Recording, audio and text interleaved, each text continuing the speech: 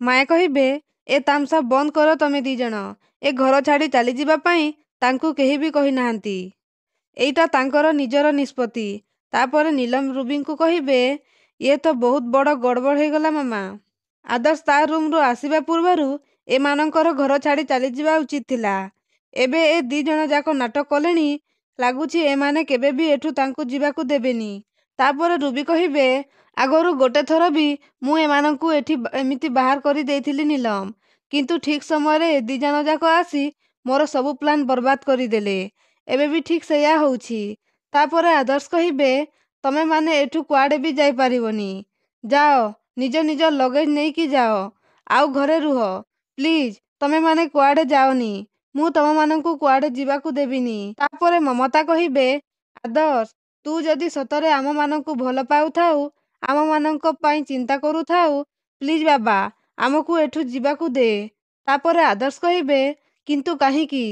ତମେମାନେ ସମସ୍ତେ ଘର ଛାଡ଼ି ଯିବ, ଏଟଲିଷ୍ଟ ମୋତେ ତ କୁହ।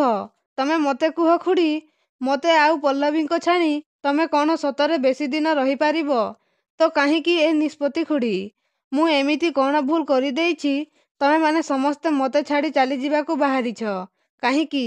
ତାପରେ ମମତା କହିବେ, ଆଦର୍ଶ ପ୍ରତିଦିନ ଏ ଘରେ ଅଶାନ୍ତି, ଝଗଡ଼ା, ଚୋରି ନ କରି ଚୋରିର ବଦନାମୀ ଦେଖେଇ ଶିଖେଇ କଥାବାର୍ତ୍ତା ଏସବୁ ଶୁଣି ଶୁଣି ମୁଁ ବହୁତ ଥକି ପଡ଼ିଲିଣି ରେ ବାବା। ଏବେ ଟିକେ ଶାନ୍ତି ଦରକାର। ଆଉ ଏସବୁ ସହି ହଉନି।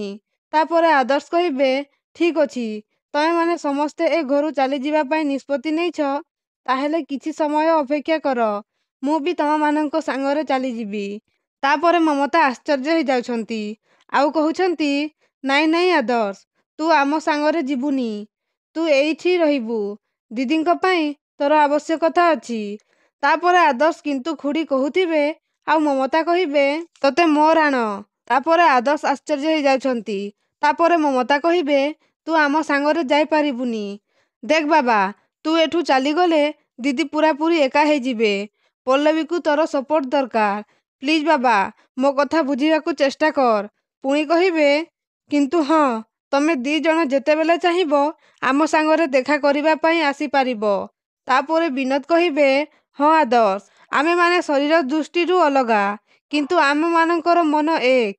ଶୁଣ ବାବା, ତୁ ବାହା ହେବା ପୂର୍ବରୁ ଆମକୁ ଯେମିତି ଦେଖା କରିବାକୁ ଆସୁଥିଲୁ ଠିକ୍ ସେମିତି ଆସିବୁ। ତାପରେ ମମତା କହିବେ, ରାଜି ହେଇଯା ବାବା। ଏବେ ଜୀବନର ଯୋଉ କିଛି ଦିନ ବାକି ରହିଲା ମୁଁ ଟିକେ ଶାନ୍ତିରେ ବଞ୍ଚିବା ପାଇଁ ଚାହୁଁଛି। ଏବେ ଗୌରବ ଆମ ସାଙ୍ଗରେ ଅଛି। ରିମଝିମ୍ ବି କାମ କରୁଛି। ତେଣୁ ଚଳିବାରେ ଆମକୁ କିଛି ବି ଅସୁବିଧା ହେବନି। ପ୍ଲିଜ୍ ବାବା ମନ ଦୁଃଖ କରନି। ତାପରେ ଆଦର୍ଶ ଇମୋସନାଲ ହେଇକି କହିବେ, କେତେ ସହଜରେ କହିଦେଲ ନା ଖୁଡ଼ି କି ତୁ ମନ ଦୁଃଖ କରନି। ବାପା ଘରେ ନାହାନ୍ତି, କାମରେ ସହର ବାହାରକୁ ଯାଇଛନ୍ତି। ସେଇଥିପାଇଁ ତମକୁ ଅଟକେଇବା ପାଇଁ କେହି ନାହାନ୍ତି। କେତେବେଳେ ବାବା ବାହାରୁ ଘରକୁ ଆସିବେ ଆଉ ପଚାରିବେ, ତୁ କାହିଁକି ସେମାନଙ୍କୁ ଅଟକେଇଲୁନି, ତ ତମେ କୁହ, ତାଙ୍କୁ ମୁଁ କ'ଣ ଉତ୍ତର ଦେବି ଖୁଡ଼ି? କ'ଣ କହିବି ତାଙ୍କୁ? ଆଉ କହିବେ, ବହୁତ ହେଇଗଲା ଏସବୁ ନାଟକ। ତମେମାନେ ସମସ୍ତେ ଭିତରକୁ ଚାଲ। ତାପରେ ତାଙ୍କର ଲଗେଜକୁ ଧରି ଗୌରବ ପାଖକୁ ଯାଇ କହିବେ, ଭାଇ ତମେ ତ ଏମାନଙ୍କୁ ବୁଝାଅ। ଚାଲ ସମସ୍ତେ କହି ଗୌରବର ଲଗେଜକୁ ଧରି ଉଠେଇଥିବେ ଆଉ ଗୌରବ ହାତକୁ ଧରିଦେବେ ଆଉ ଛଡ଼େଇ ନେବେ ଆଉ କହିବେ, ବହୁତ ଦିନ ହେଲା ତୁ ବାପା ମାଙ୍କ ସେବା କଲୁ ଆଦର୍ଶ। ଏବେ ତ ମୋତେ ଟିକେ ତାଙ୍କ ସେବା କରିବା ପାଇଁ ସୁଯୋଗ ଦେ। ମାନିଯା ମୋ ଭାଇ, ପ୍ଲିଜ୍ ମାନିଯା। ଆମକୁ ଏଠୁ ଯିବାକୁ ଦେ। ତ ଦର୍ଶକ ବନ୍ଧୁ, ଏବେ କ'ଣ ଆଦର୍ଶ ଆଉ ପଲ୍ଲବୀ ବି ଏ ଘର ଛାଡ଼ି ଚାଲିଯିବେ କି? ଆଗକୁ କ'ଣ ହେବ ଜାଣିବା ପାଇଁ ଆମ ଚ୍ୟାନେଲକୁ ସବସ୍କ୍ରାଇବ୍ କରନ୍ତୁ।